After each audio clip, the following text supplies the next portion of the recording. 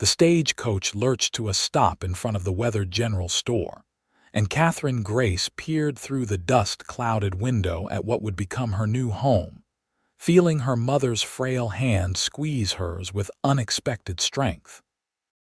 It was September 1882, and Riverside, California stretched before them like a promise written in adobe and hope, the late afternoon sun painting everything in shades of gold and amber that seemed almost too beautiful to be real after the grim years they had left behind in Philadelphia. Katherine stepped down carefully, her worn traveling dress clinging to her legs after 3 weeks of constant movement across an entire continent. At 23, she had thought herself prepared for anything life might throw at her. But as she turned to help her mother descend, the reality of what she had done settled over her shoulders like a heavy shawl. Martha Grace, at 68 years old, moved slowly, her joints protesting every motion. Her breathing labored from the altitude changes and the dry California air that tasted so different from the humid eastern atmosphere they had known all their lives. "We made it, Mama," Katherine whispered, supporting her mother's weight as they stood together on solid ground for the first time in what felt like forever. "We are finally here." The driver began unloading their modest collection of belongings, 2 battered trunks and a small leather case that contained everything they owned in this world.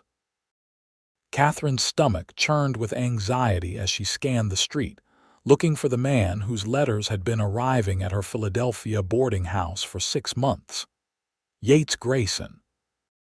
She had memorized every word he had written, the careful penmanship revealing an educated man despite his occupation as a ranch foreman. He had been honest about his circumstances, about the small house that came with his position, about the hard work and isolation of ranch life. What he had not expected, what Katherine had only revealed in her last letter sent just before departure, was that she would not be coming alone. "Miss Grace." The voice came from behind her, deep and uncertain, and Katherine turned to find herself looking up into a pair of startled gray eyes set in a sun-weathered face. Yates Grayson stood well over 6 feet tall, his broad shoulders testing the seams of his faded blue work shirt, his dark hair curling slightly beneath his hat brim.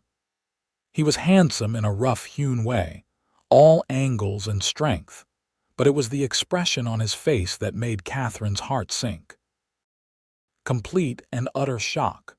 "Mr. Grayson," she said, forcing herself to meet his gaze directly despite the heat flooding her cheeks. "I am Katherine. This is my mother, Martha Grace." Yates removed his hat slowly, his eyes moving from Katherine to the elderly woman leaning heavily on her daughter's arm. Katherine watched him process the situation, saw the tightening around his mouth, the way his jaw worked as he struggled with what to say. This was the moment she had dreaded, the moment when he would tell her this arrangement would not work, that he had expected a wife, not a wife and an invalid mother who would be nothing but a burden. The silence stretched between them, broken only by the sounds of the street, horses moving past, the distant ring of a blacksmith's hammer, someone calling out a greeting further down the road. Martha Grace began to cough, a deep rattling sound that made several passers-by turn and stare. Katherine supported her mother, rubbing her back gently until the fit subsided, all while feeling Yates Grayson's eyes on them both. "I am sorry," Katherine said finally, her voice steady despite the tears threatening behind her eyes. "I know my last letter probably did not reach you before we left. I should have told you sooner, but I was afraid you would refuse, and I had no other options.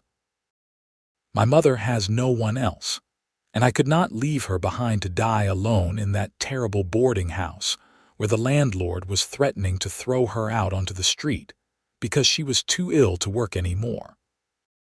If you want to send us back, I understand, but please just give us tonight to rest, and I will find work somewhere somehow, and we will manage on our own."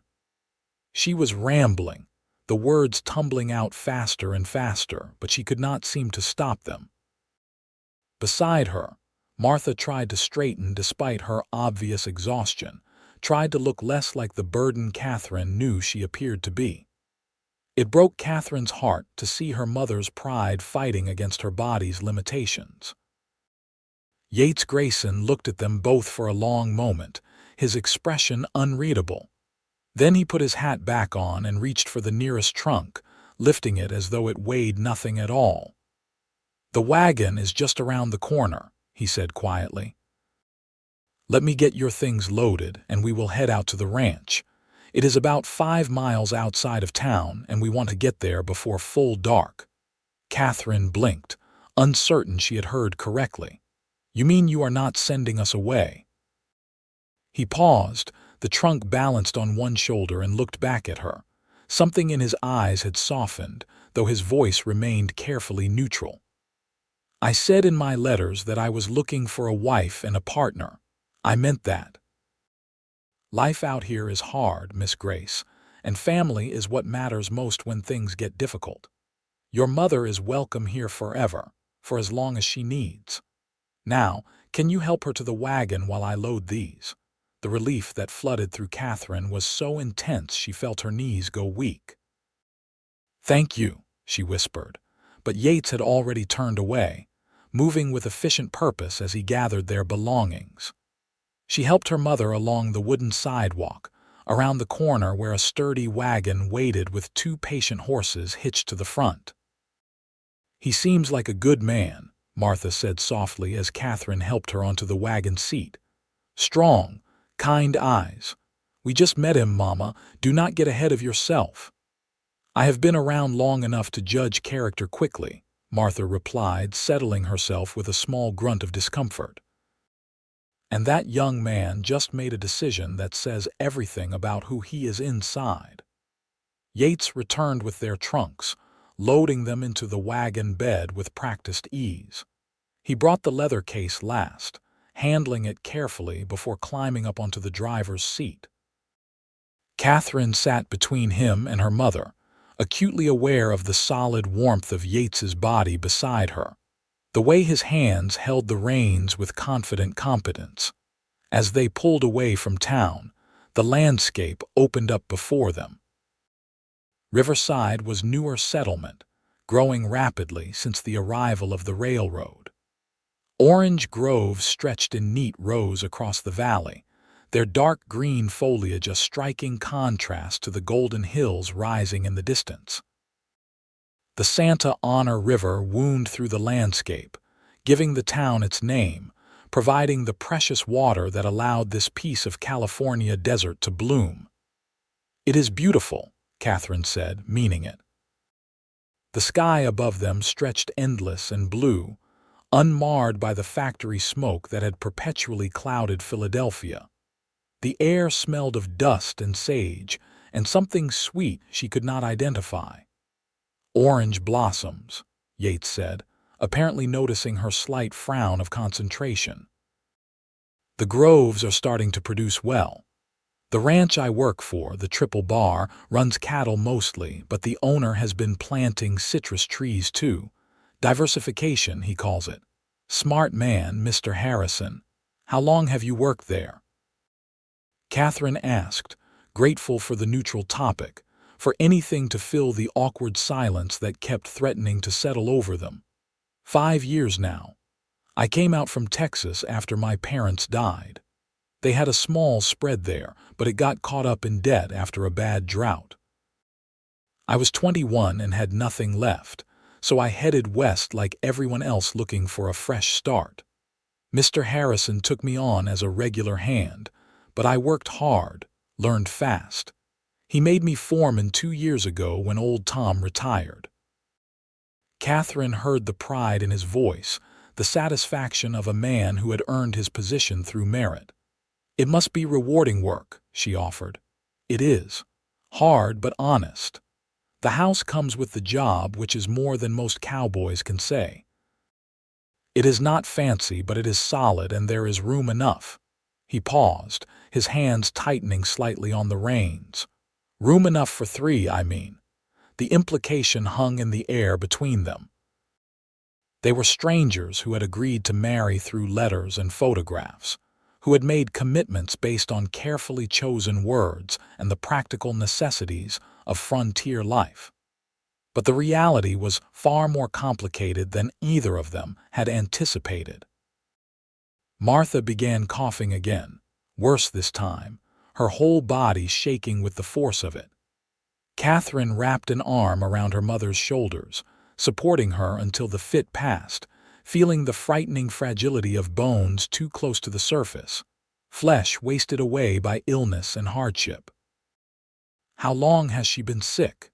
Yates asked quietly, his eyes on the road ahead. "Almost a year. It started as a cold that never quite went away, then got worse over the winter. The doctor said her lungs are weak, that the factory air in Philadelphia was killing her slowly. He suggested a drier climate might help, but we had no money for such things, no way to leave. Until you answered my advertisement." Yes. Katherine saw no point in denying the practical nature of their arrangement. "I will not pretend this was a romantic decision, Mr. Grayson. I needed a way to get my mother somewhere she might have a chance to recover, and you needed a wife.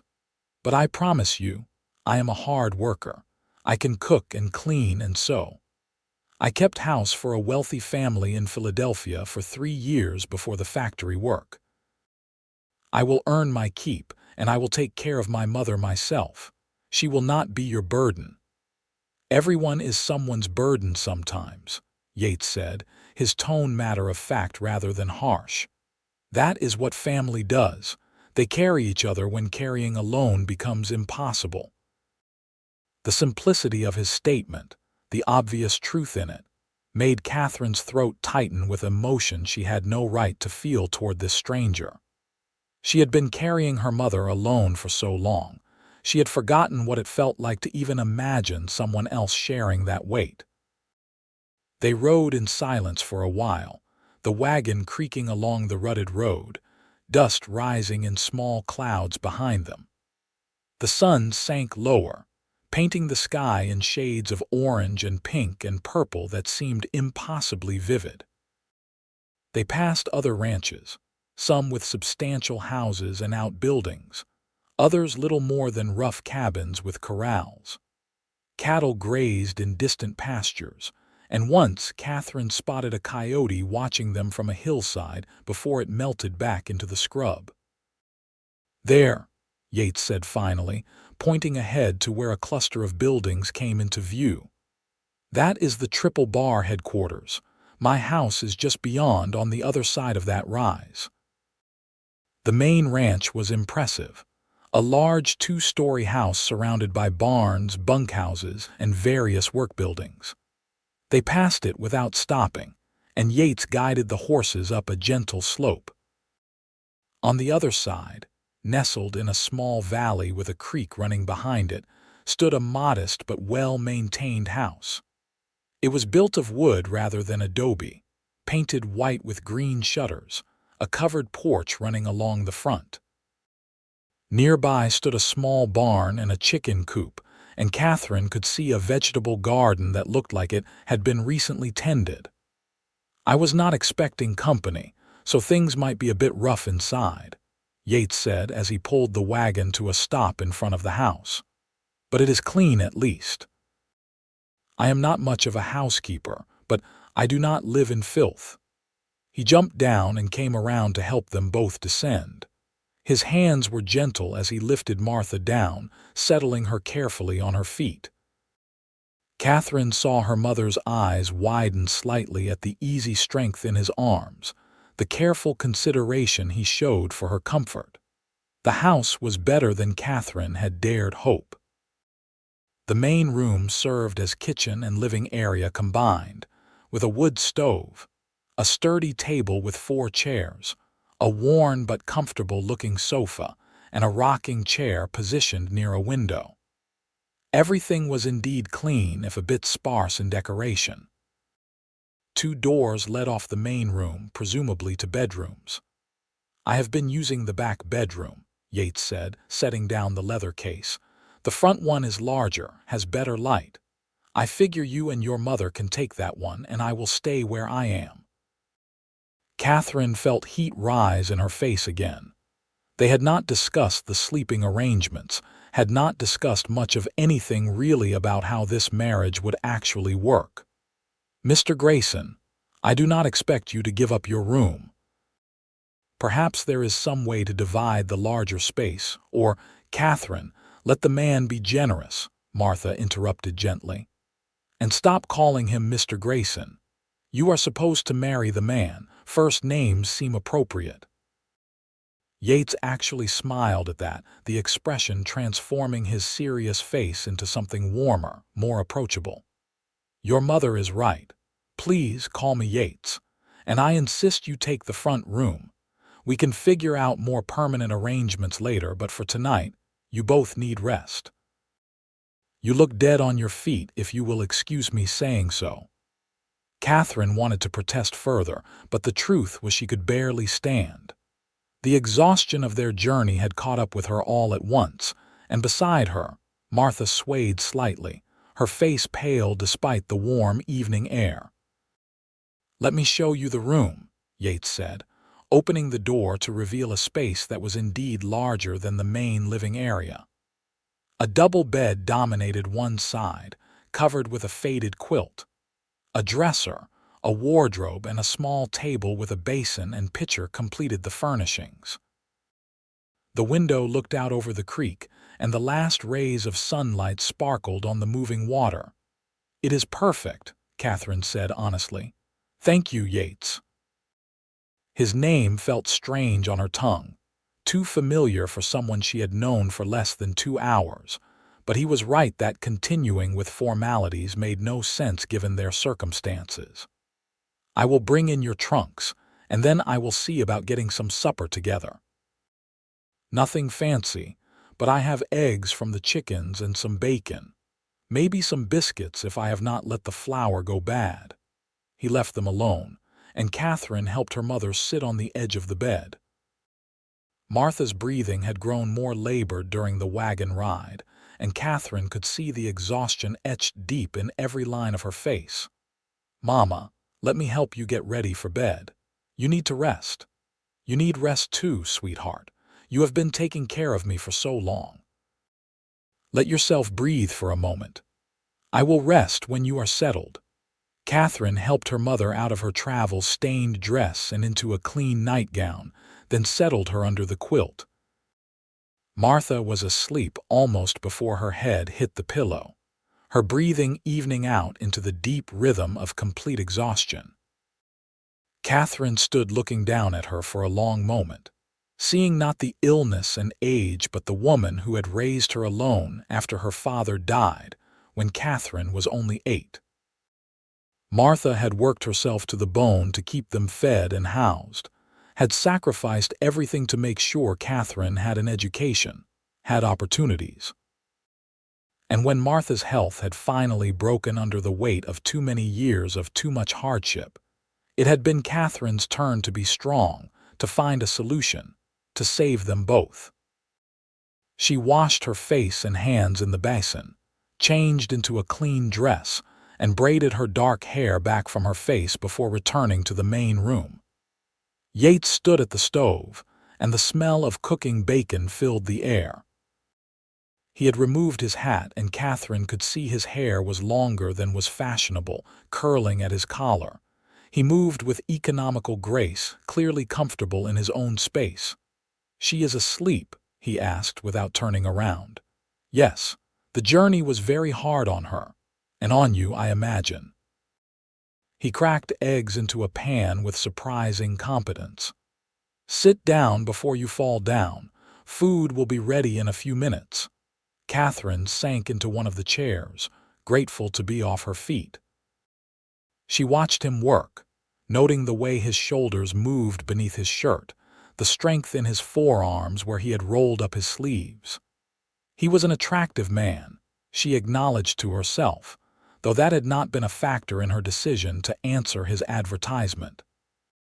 His letters had revealed intelligence, honesty, and a loneliness that echoed her own. That had been enough. He served up 2 plates of food, simple but plentiful, and sat across from her at the table. They ate in silence for a few minutes, and Katherine realized she had not had a proper hot meal in days. The food was plain but good, and she felt some of her strength returning with each bite. "We should talk," Yates said finally, setting down his fork, "about expectations and such." Katherine nodded, forcing herself to meet his eyes. "I understand this is not what you anticipated. I should have been more forthcoming in my letters." "You should have," he agreed, but his tone held no anger. "But I understand why you were not. You were protecting your mother."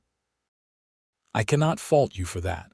My own mother would have done the same for me, or I for her, if circumstances had been different." "What happened to your parents?" Katherine asked, then immediately regretted the question. "I am sorry, that is too personal." "No, it is all right. We are going to be married, after all.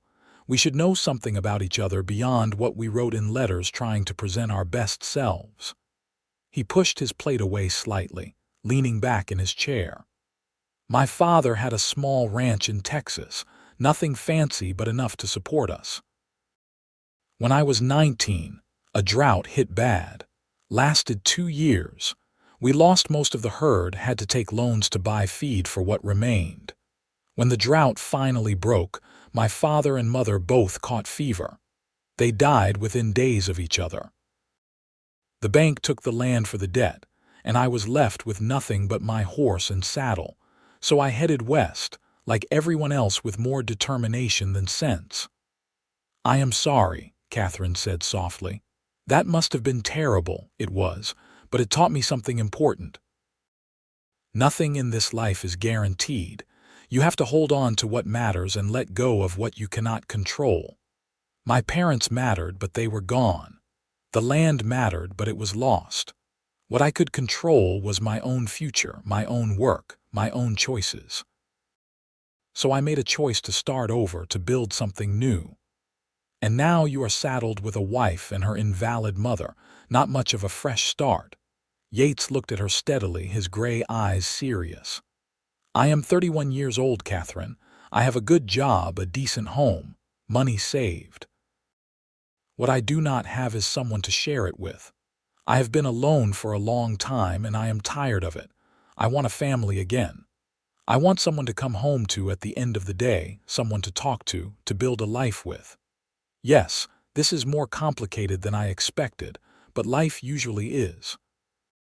Your mother's presence does not change what I was looking for." "What about the marriage itself?"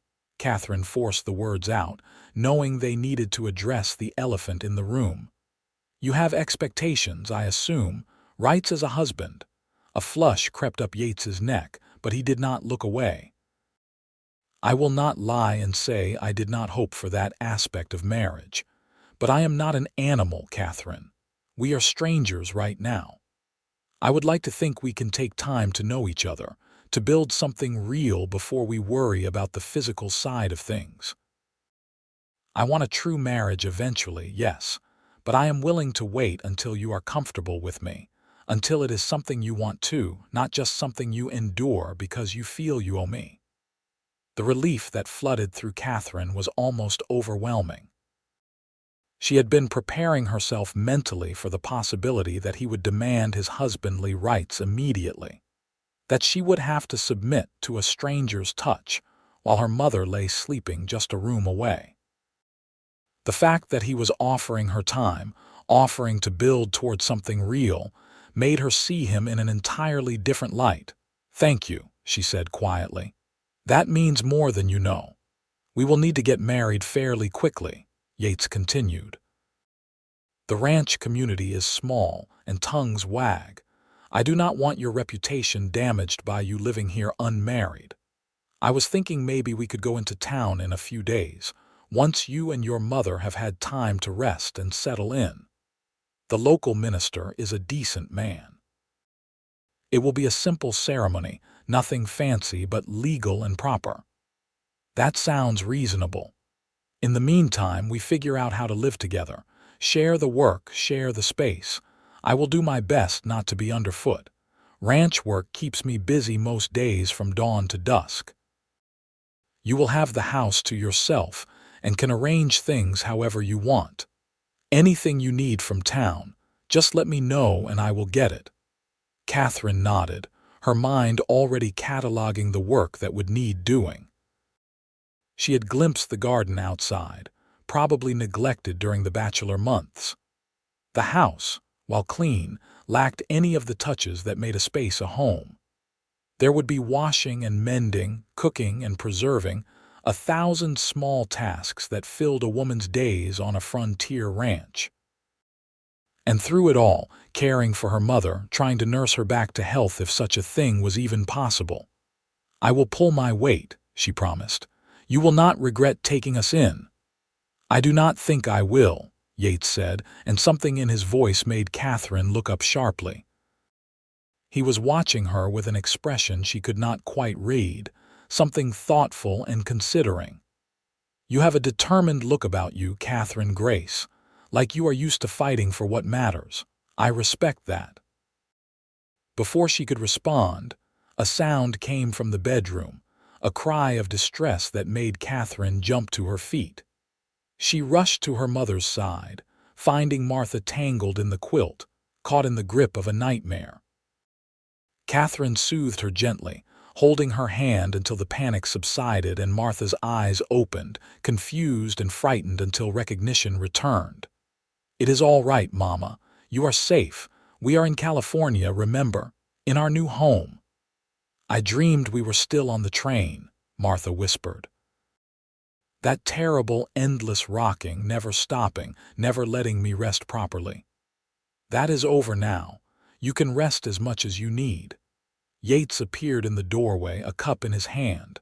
"I heated some water, thought maybe some tea might help her settle." He had added honey to it, Katherine discovered as she helped her mother sit up enough to drink. The small kindness, the thoughtfulness of it, made her throat tight with unexpected emotion. They were strangers, yet here he was, caring for her mother as though it was the most natural thing in the world. Martha managed half the cup before exhaustion claimed her again. Katherine stayed beside her, stroking her hair like Martha had done for her so many times when Katherine was a child suffering from nightmares. "You should sleep too," Yates said quietly from the doorway. "You are running on fumes." "I will. I just want to make sure she is settled. The bed is big enough for both of you, plenty of room. And I am just out there if you need anything. Do not hesitate to wake me if there is a problem." He left before Katherine could thank him again, pulling the door partially closed to give them privacy. Katherine changed into her nightgown and slipped into bed beside her mother, careful not to jostle her. The mattress was comfortable, the quilts soft and warm despite their age. Through the window, she could see stars beginning to appear in the darkening sky, more stars than she had ever seen in Philadelphia where city lights washed them out. They had made it. Against all odds, they had crossed a continent and found a place that might become home, found a man who seemed willing to give them a chance. Katherine closed her eyes, listening to her mother's breathing beside her, and for the first time in months, she allowed herself to hope that maybe, just maybe, everything would be all right. She woke to sunlight streaming through the window and the smell of coffee brewing. For a moment Katherine was disoriented, unable to place where she was, then memory returned in a rush. California. The ranch. Yates Grayson. Her mother lay beside her, still sleeping deeply, her breathing easier than it had been in weeks. The dry air and rest were already helping. Katherine dressed quickly and quietly, braiding her hair before slipping out into the main room. Yates stood at the stove, already dressed for the day in work clothes, his hat hanging on a peg by the door. "Morning," he said, glancing over his shoulder. Hope I did not wake you. I tried to be quiet, but I am not used to having to tiptoe around. You did not wake me. What time is it? Just past 6. I usually start work at dawn, but I figured today I would hang around a bit longer, make sure you two had everything you needed before I head out. He poured coffee into 2 cups and brought them to the table. How is your mother? Still sleeping, but she seems more comfortable. I think the rest and the dry air are helping already. Good. That is good. Yates wrapped his hands around his own cup, his expression thoughtful. I was thinking, maybe I should ride into town today, let Doc Harrison know you are here. He is not just the ranch owner, he is also the closest thing Riverside has to a doctor, besides old Doc Patterson, who is about half drunk most of the time. Harrison is a good man, served as a surgeon during the war. He might be able to take a look at your mother, maybe suggest something that could help her. We have no money to pay a doctor, Katherine said quietly, shame coloring her words. Harrison does not charge ranch families. Considers it part of taking care of his people. You are going to be my wife, that makes you ranch family. He said it so matter-of-factly, as though it was obvious and required no discussion. Besides, it cannot hurt to have him check on her, can it? No, I suppose it cannot. Thank you, Yates. You have been kinder than we had any right to expect. He shrugged, looking uncomfortable with her gratitude. Just seems like the decent thing to do. Now, I need to get out to the herd, but I will be back around noon for dinner. There is bacon and eggs in the cold box, flour and such in the pantry there. Help yourself to whatever you need. The chickens will need feeding and watering, and there is a pump out back for water. Think you can manage, of course. I grew up doing farm chores. I will take care of things here.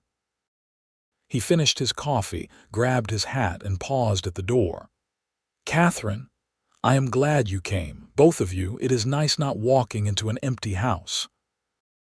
Then he was gone, and Katherine heard him ride away on horseback, leaving her alone with her sleeping mother and a day full of work stretching ahead. She finished her coffee, allowing herself a moment to simply sit and absorb her new circumstances. They were in California, thousands of miles from the cramped, cold boarding house where they had been slowly starving. They had a roof over their heads, food in the pantry, and a man who seemed genuinely decent despite being a complete stranger. It was more than she had dared to dream. The next few hours passed in a blur of activity. Katherine found everything she needed to make a proper breakfast, and the smell of frying bacon eventually roused Martha from sleep. They ate together at the table, and Katherine could see color returning to her mother's cheeks, see the way she sat straighter, breathed easier. The air really is different here, Martha said wonderingly. I feel like I can actually fill my lungs. The doctor said a dry climate might help. It seems he was right. Katherine cleaned up the breakfast dishes, then helped her mother outside to sit on the porch in the sunshine while she tackled the other chores. The chickens were friendly, clucking around her feet as she scattered feed, and she collected a basket of fresh eggs. The garden needed weeding, but she could see tomatoes ripening on the vine, squash growing large and green, herbs that had survived despite apparent neglect. She was bent over the vegetable patch, pulling up invading grass, when she heard a horse approach. Katherine straightened, shading her eyes against the sun, and saw a distinguished-looking man riding up. He was older than Yates, perhaps 50, with silver threading his dark hair and a neatly trimmed beard. He sat his horse with military bearing, and Katherine knew instinctively this must be Mr. Harrison. Mrs. Grace, he called, dismounting with practiced ease. I am Thomas Harrison. Yates works for me, and he mentioned you arrived yesterday. Yes, sir. I am Katherine Grace. That is my mother, Martha, on the porch. Please come and sit. Would you like some water? Coffee, water would be fine, thank you. He tied his horse to the porch rail and approached Martha with a warm smile. "Mrs. Grace, Yates tells me you have been unwell. I have some medical training, and I would be happy to examine you if you would permit it." Martha looked to Katherine, who nodded encouragingly. Harrison was gentle and thorough in his examination, asking questions about Martha's symptoms, her medical history, the treatment she had received in Philadelphia. He listened to her breathing, checked her pulse, looked at her eyes and throat. "Your Philadelphia doctor was right about the climate," he said finally. "Your lungs have been compromised by repeated infections and the poor air quality in the city. The dry air here will help, as will rest and good food. I do not have any miracle cures, but I can give you a tonic that may help strengthen your system. The most important thing is that you take it easy, get plenty of sleep, and do not overexert yourself." "I have been telling her that for months," Katherine said with a slight smile. "And I imagine she has been ignoring you, as mothers do," Harrison replied with an answering smile. "But Mrs. Grace, you must listen now. Your daughter has brought you a long way to give you a chance to recover. Do not waste that chance by pushing yourself too hard too fast." "I will behave myself," Martha promised, though the glint in her eye suggested she had every intention of doing what she pleased. Harrison turned to Katherine. "And what about you, Miss Grace? How are you holding up? That journey could not have been easy." "I am well enough, Mr. Harrison. Just glad to be here, to have solid ground under my feet. Yates mentioned you would be getting married soon. I want you to know that you are welcome as part of the ranch community. If you need anything at all, please do not hesitate to ask. We take care of our own out here." His kindness, so freely offered, made Katherine's eyes burn with unshed tears. "Thank you, sir. That means more than I can say." Harrison stayed for another half-hour, talking easily about the ranch, the area, the growing town of Riverside. He explained that the ranch ran about 500 head of cattle, that they were experimenting with citrus groves, that the work was hard but fair. He spoke highly of Yates, praising his work ethic and his skill with both horses and cattle. "He is a good man," Harrison said as he prepared to leave. "Honorable. You could do far worse than Yates Grayson as a husband." After he left, Katherine returned to her work in the garden, her mind churning.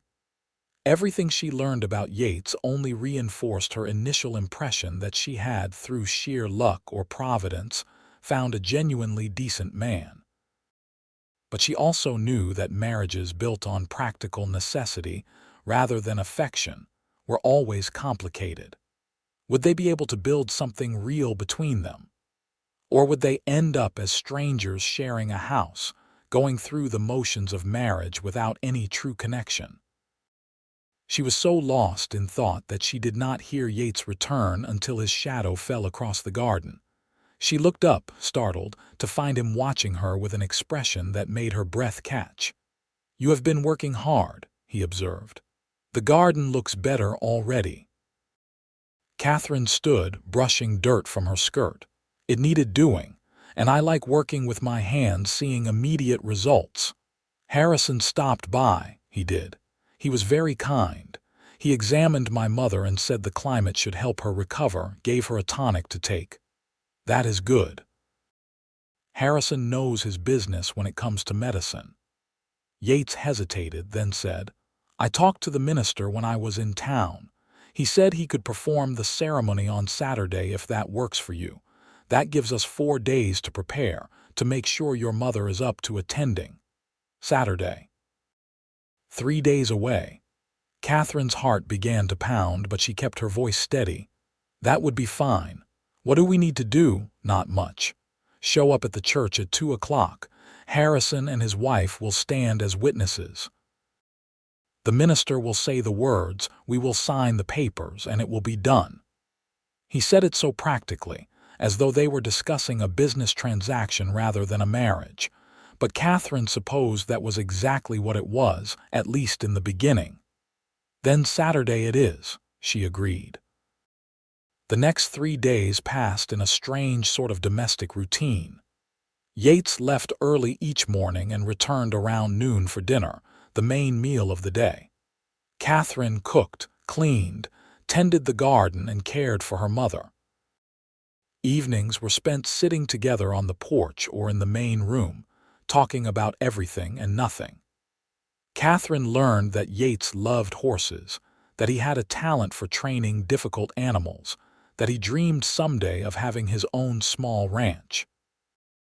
He learned that Katherine had wanted to be a teacher before circumstances forced her into factory work, that she loved reading, that she missed the ocean she had glimpsed briefly during their journey west. They were getting to know each other, slowly building the foundation of what might someday become a real relationship.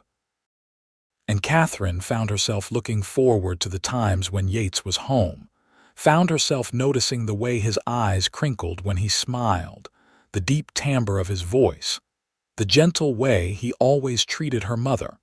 Saturday dawned clear and warm. Katherine had only one decent dress, a deep blue cotton that brought out the color of her eyes. Martha helped her with her hair, pinning it up in an elaborate style that made Katherine look older, more sophisticated. She had no jewelry except a simple locket that had belonged to her grandmother, but it would have to do.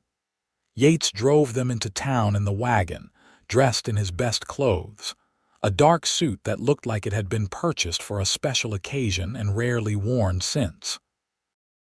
He was clean-shaven, his hair neatly combed, and Katherine thought he looked almost handsome in a rough-hewn way. The church was small but well-maintained, and Mr. and Mrs. Harrison were already there, along with a handful of other ranch families who had apparently gotten wind of the wedding. The minister was an elderly man with kind eyes and a gentle manner.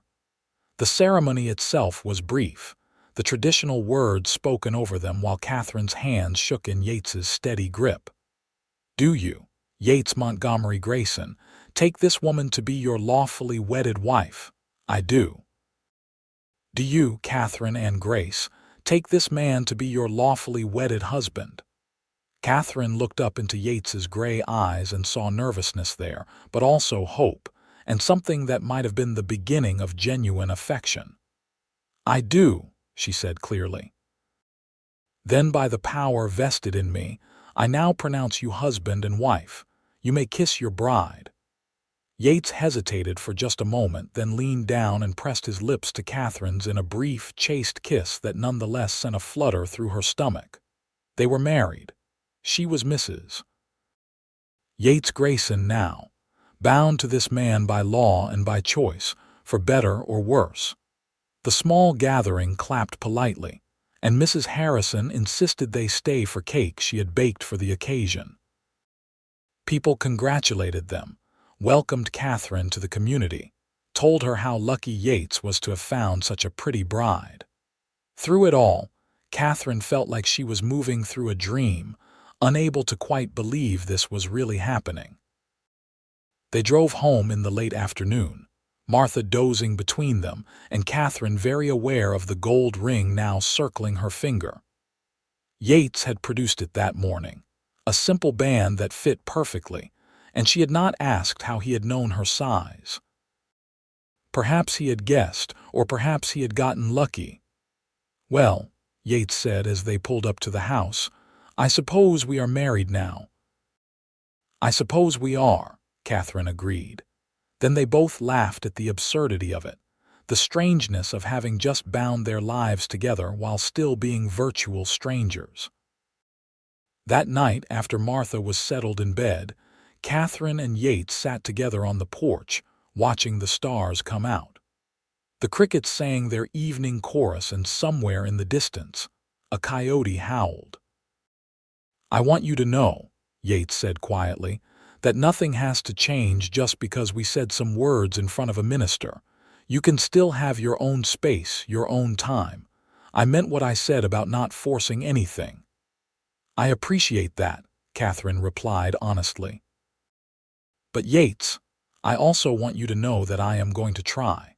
Try to be a good wife to you, try to build something real between us. This may have started as a practical arrangement, but I think we could make it more than that, if we are both willing to work at it." He turned to look at her, and in the starlight his face was all shadows and angles. "I would like that," he said softly. "I would like that very much." The weeks that followed established a pattern to their days. Katherine threw herself into making the house a home, sewing curtains for the windows, planting flowers near the porch, preserving vegetables from the garden for the coming winter. Martha grew stronger with each passing day, her color improving, her breathing easier. She began to help with light tasks, mending clothes, shelling peas, keeping Katherine company while she worked. Yates continued his ranch work, but he began coming home earlier in the evenings, spending more time with them. He taught Katherine to ride the gentle mare he kept in the barn, taking her on slow tours of the nearby countryside. He brought home fresh meat from hunting trips, helped with the heavier household tasks, and in 100 small ways showed that he was trying to build the partnership they had both hoped for. One evening in late October, nearly 2 months after Katherine's arrival, they were sitting together on the porch after Martha had gone to bed. Yates had moved his chair closer to Katherine's, close enough that she could feel the warmth of his body, smell the clean scent of soap and leather that clung to him. "Katherine," he said, his voice hesitant, "I need to tell you something." She turned to look at him, noting the tension in his shoulders. "What is it?" "I have been thinking a lot lately about us, about this marriage. And the thing is, somewhere along the way it stopped feeling like just an arrangement to me. You have become important to me, Katherine. You and your mother both. This house feels like a home now in a way it never did before. And I find myself looking forward to coming back each evening, looking forward to talking with you, being near you. I think what I am trying to say, and doing a poor job of it, is that I am falling in love with you." Katherine's heart hammered in her chest. She had been feeling the same way, had caught herself watching for him during the day, had felt a warm flutter when she heard his horse approaching, had lain awake at night thinking about him in the next room. But she had been afraid to acknowledge it, afraid to admit that her practical arrangement had transformed into something far more complicated and precious. "Yates," she said softly, reaching out to take his hand. "I feel the same way. I did not expect this to happen. I came here thinking I was making a sacrifice, doing what was necessary to save my mother. But you have given us so much more than just a home. You have given us a family again. You have given me hope for the future. And yes, I think I am falling in love with you too." The kiss they shared this time was nothing like the chaste press of lips in the church. This kiss was deep and searching, full of barely restrained passion and the promise of more to come. When they finally pulled apart, both breathing hard, Yates rested his forehead against hers. "I want you to be my wife in truth," he said, "in every way, but only if that is what you want too." "It is," Katherine whispered. "It is what I want." They moved inside, closing and locking the door behind them. Yates led her to his room, the smaller bedroom that had become his domain. The bed was narrow but clean, the quilts worn but warm. They undressed each other slowly, learning the planes and curves of bodies that had been foreign territory until now. Yates was gentle but passionate, clearly trying to make sure Katherine felt pleasure as well as he did. It was awkward in places, as first times always are, but it was also tender and meaningful, a true joining of two people who had chosen each other against all odds. Afterward, they lay tangled together, and Katherine felt a completeness she had never experienced before. This was what marriage was supposed to be, she thought. Not just shared household duties and financial arrangements, but this deep connection, this sense of belonging to another person and having them belong to you. "I love you," she said, the words easier now that she had said them once. "I love you too," Yates replied, pulling her closer. "And I promise you, Katherine, I will spend the rest of my life making sure you never regret answering my advertisement." The seasons turned, fall giving way to winter. The ranch slowed down during the colder months, and Yates had more time to spend at home. He taught Katherine and Martha to play cards, and they spent long evenings around the table, laughing and arguing good-naturedly over hands of poker. Martha continued to improve, growing strong enough to take walks around the property, to help more substantially with the household work. The fear that had haunted Katherine for so long, the fear that her mother would not survive another year, gradually faded as Martha thrived in the California climate. Christmas came, and they celebrated quietly but happily.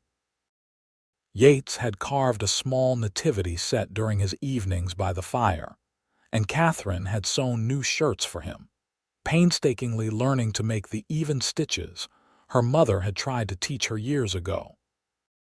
Martha gave them both handkerchiefs she had embroidered with their initials, her needlework still fine despite her age and illness. In January, Katherine realized her monthly courses had not come. At first, she thought it was just a delay brought on by the changes in her life, the new climate, the different food. But as February arrived and still nothing happened, she had to admit the truth. She was pregnant. She told Yates first, catching him alone in the barn one morning while he was saddling his horse for the day's work.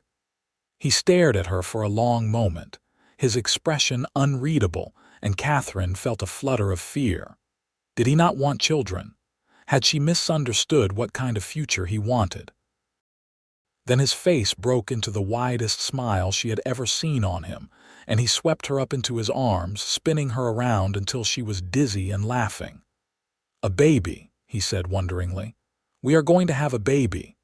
You are happy." "Happy, Katherine, I am thrilled." "I had hoped, but I did not want to push, did not want you to feel pressured." He set her down carefully, his hands moving to rest gently on her still flat stomach. "When?" "I think sometime in late August or early September. I am not entirely certain of the exact date." "We need to tell your mother. She is going to be a grandmother." Martha cried when they told her, tears of joy streaming down her face as she hugged them both. "A baby," she kept saying. "I never thought I would live to see my grandchild." "You will not just see the baby," Katherine said firmly. "You will help me raise him or her. I am going to need you, Mama." As spring arrived and Katherine's belly began to swell, life settled into a new rhythm. She had to give up some of the heavier household tasks, but Martha picked up the slack, clearly relishing having purpose again. Yates became almost comically protective, insisting Katherine rest more, not lift anything heavy, not overtax herself in the garden or with the chickens. "I am pregnant, not made of glass," she protested one afternoon when he tried to stop her from carrying in water from the pump. "I know, but I worry. You and that baby are the most important things in my world now. Let me fuss over you. It makes me feel useful." How could she argue with that? She let him fuss, secretly enjoying the attention, the evidence of how much he cared. In early April, Harrison came by with unexpected news. The foreman position was being expanded. The ranch was growing, and Harrison wanted to build a second house for his assistant foreman, which he wanted Yates to become. It would mean more money, more responsibility, and eventually a larger house for his growing family. "You deserve it," Harrison said. "You have worked hard and you are the best horseman I have. But it is not just about that. You have become a solid, reliable family man, Yates. That matters to me when choosing who to promote." Yates accepted gratefully, and that evening they celebrated with a special supper. Katherine made Yates's favorite meal, roast chicken with all the fixings, and they talked late into the night about their plans for the future. Maybe someday they would have that little ranch Yates dreamed of. Maybe they would have more children, fill a house with laughter and chaos. Maybe Martha would live long enough to see all her grandchildren grow. The future stretched before them, full of possibility and hope. Summer arrived hot and dry, and Katherine grew heavy and uncomfortable. She could no longer see her feet, and she waddled rather than walked, but Yates told her she had never been more beautiful. Martha fussed over her constantly, making sure she stayed cool, stayed hydrated, stayed rested. On a blazing hot day in late August, Katherine's pains began. Martha sent Yates racing to get Mrs. Harrison, who had helped deliver half the babies in the county. The labor was long and hard, lasting through the afternoon and into the evening. Katherine had never known such pain existed, but every time she wanted to give up, Martha was there, holding her hand, encouraging her. And Yates was pacing outside, his worry palpable even through the closed door. Finally, as the sun set and the evening cooled, a baby's cry filled the air. Katherine collapsed back against the pillows, exhausted and relieved, as Mrs. Harrison cleaned the baby and wrapped it in a soft blanket. "You have a son," Mrs. Harrison said, placing the baby in Katherine's arms. "A healthy, strong boy with good lungs." Katherine looked down at the tiny face, the dark hair, the eyes that would probably turn gray like his father's, and felt her heart expand in a way she had never imagined possible. This was her son. Hers and Yates's, a product of their love, their union, their choice to build a life together. "Can Yates come in?" she asked.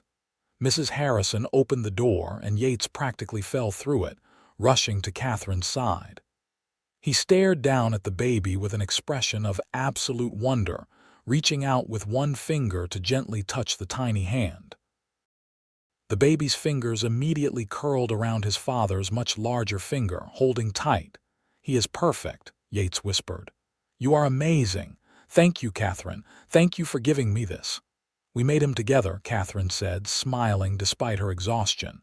"He is ours." They named him Thomas Yates Grayson, after Harrison, who had helped them so much, and Yates himself. Little Thomas was a good baby, sleeping well, feeding eagerly, growing strong and healthy. Martha doted on her grandson, spending hours rocking him, singing him the same lullabies she had once sung to Katherine. The new house Harrison had promised was completed by the time Thomas was 6 months old. It was larger than the original foreman's house, with 3 bedrooms, a bigger kitchen, and a real dining room. Moving day was chaos, with Yates and several other ranch hands helping transport their belongings while Katherine tried to keep Thomas happy and Martha from overdoing it in her excitement. But by evening, they were settled in their new home, and Katherine stood in the kitchen looking out at the sunset through new windows while Thomas nursed at her breast and Yates brought in the last load of boxes.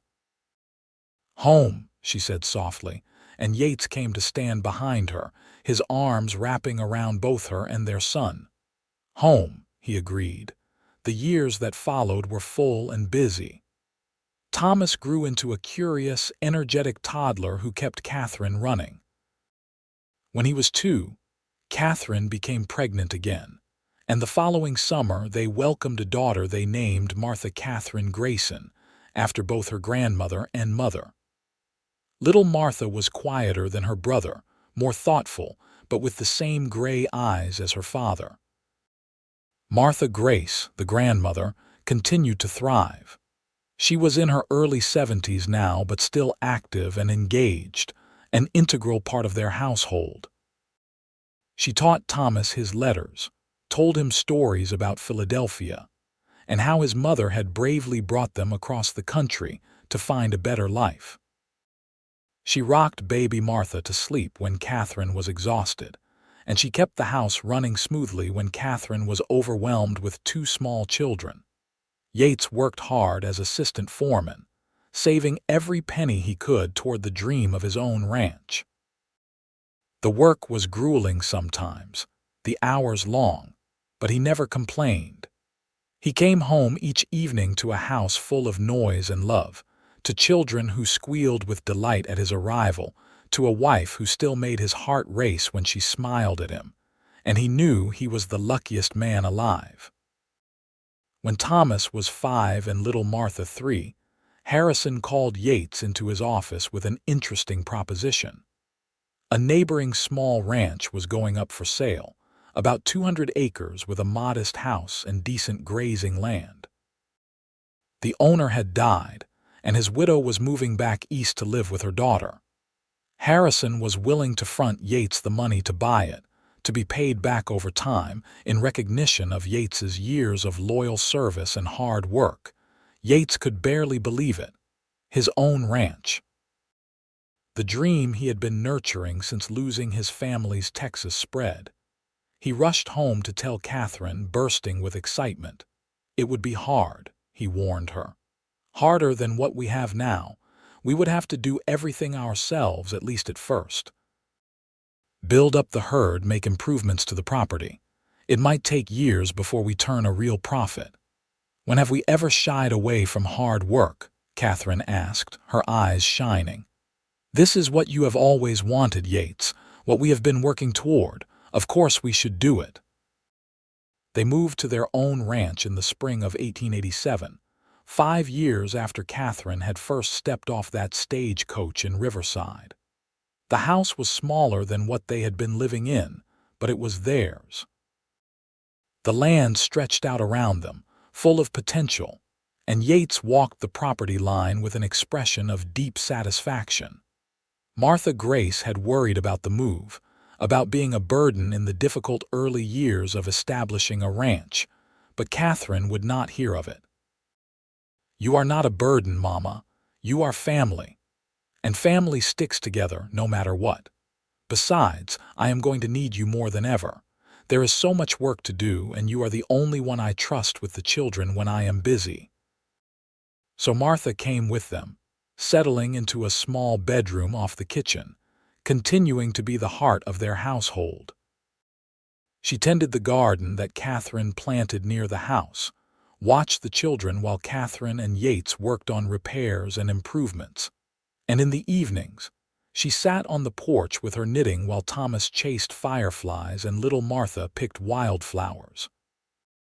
The ranch prospered slowly but surely. Yates had an eye for good cattle, and he carefully built up a small but quality herd. Katherine proved to have a talent for managing the household accounts, for stretching every dollar, for finding ways to make extra money. She sold eggs and butter in town, took in occasional sewing work, grew vegetables they could sell or trade. Together, they made it work. In 1889, their third child was born, another boy they named William after Yates's father. And 2 years after that, twin girls arrived, Sarah and Elizabeth, completing their family. The house was full to bursting, chaotic and loud and endlessly demanding. Martha was in her late 70s now, moving more slowly, but still an essential part of the family. She could no longer do heavy work, but she could tell stories to the older children, rock the babies, fold laundry, and shell peas. She gave advice when Katherine was overwhelmed, offered perspective when Yates was discouraged, and provided an extra lap when one of the children needed comfort. Katherine sometimes marveled at how far they had come. That desperate woman who had answered a mail-order bride advertisement seemed like someone from another lifetime. She had been so afraid then, so uncertain about the future. Now she had a husband she loved deeply, 5 beautiful children, a mother who had been given years of life she would not have had if they had stayed in Philadelphia, and a home that was truly theirs. One evening in late summer of 1893, Katherine stood on the porch watching the sunset paint the sky in brilliant colors. Yates came up behind her, his arms sliding around her waist, his chin resting on her shoulder. Inside, they could hear the children arguing over something, Martha's calm voice intervening, Thomas laughing at something one of his sisters said. "You ever regret it?" Yates asked softly. "Answering my advertisement, taking such a huge risk on a complete stranger." Katherine turned in his arms to face him. At 34, Yates had a few threads of silver in his dark hair, lines around his eyes from squinting into the sun, calluses on his hands from hard work. But to Katherine, he was still the most handsome man she had ever seen. "Not for a single moment," she said honestly. "You gave my mother a chance to live, gave me a chance to love and be loved, gave us both a family and a home. How could I ever regret that?" "I am the one who got the better end of the bargain," Yates insisted. "You made me whole again, Katherine. Before you came, I was just going through the motions of living. You gave me a reason to care about the future, a reason to work hard and dream big. You gave me everything." They kissed, tender and sweet, and inside one of the twins started crying, breaking the moment. They laughed and went inside together, into the noisy chaos of their full house, and Katherine thought about how strange and wonderful life could be. How a desperate gamble could turn into the greatest blessing. How a practical arrangement could transform into the deepest love. Martha Grace lived to see all 5 of her grandchildren grow into young people of promise. She passed away peacefully in her sleep in the winter of 1898, at the age of 84, surrounded by the family she had helped build. They buried her on a hillside overlooking the ranch, with a view of the mountains in the distance and the valley spreading out below. Katherine grieved deeply, but she also felt profound gratitude. Her mother had been given 16 years she would never have had in Philadelphia. 16 years of sunshine and clean air, of being loved and valued, of knowing her daughter was happy and safe. The children grew and thrived. Thomas proved to have his father's talent with horses and eventually took over much of the daily ranch management. Martha became a teacher, fulfilling the dream her mother had once harbored for herself.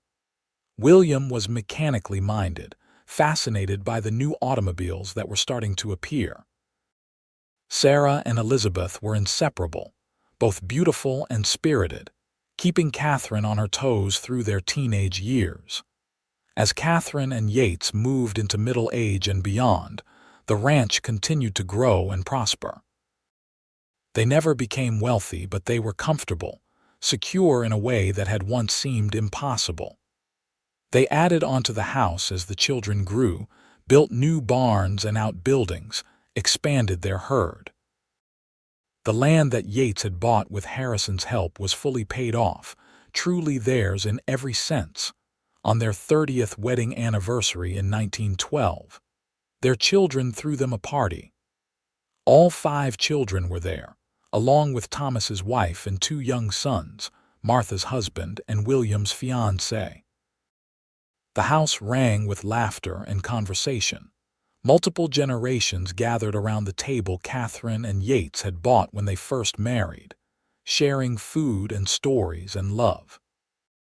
Later, when everyone had gone and Katherine and Yates were alone on the porch watching the stars, Katherine thought back to that day in 1882, when she had stepped off the stagecoach, terrified and hopeful in equal measure. She thought about the cowboy who had looked at her and her elderly, invalid mother and said the words that had changed everything. "She's welcome here forever." Those words had not just been about Martha. They had been a promise of family, of belonging, of home. And Yates had kept that promise every single day for 30 years. "What are you thinking about?" Yates asked, his hand finding hers in the darkness. "About how lucky we are," Katherine said. "About how everything turned out better than I ever dreamed it could." "We made our own luck," Yates replied. "We worked for it, fought for it, built it together one day at a time." "Yes," Katherine agreed, "but it started with you. With your kindness and your willingness to give us a chance, you could have sent us away that first day. You had every right to, after I showed up with my mother when you had been expecting only a bride. But you did not. You opened your home and your heart to both of us, and that made all the difference. I knew from the moment I saw you that I wanted you to stay, Yates admitted. Both of you. You looked so fierce and determined, like you were ready to fight the whole world to protect your mother. And she looked at you with such love, such pride in what you had done to save her. I thought to myself, these are the kind of people I want in my life. Strong people. Loyal people. People who understand what family really means. Katherine leaned her head on his shoulder, content in a way that went soul deep. They sat in comfortable silence, watching the stars wheel slowly overhead, listening to the night sounds of the ranch they had built together. Inside, the house that had sheltered their family, that had witnessed births and deaths, laughter and tears, first steps and last breaths, stood solid and welcoming. This was home. This was family. This was the life they had chosen and fought for and cherished. And Katherine knew that, when her own time came to leave this world, she would go with no regrets, only gratitude for the incredible gift she had been given when she answered that mail-order bride advertisement so many years ago. The future stretched ahead for their children and grandchildren, full of the same uncertainty and possibility that Katherine and Yates had once faced. But the foundation they had built, the example they had set of love and loyalty and hard work, would guide those who came after. The little ranch would continue, passing down through generations, a testament to what two strangers had built when they chose to take a chance on each other. And through it all, Martha Grace's memory would live on, the elderly mother who had been welcomed forever, whose presence had been not a burden but a blessing, whose love and wisdom had helped shape the family that flourished in the California sun.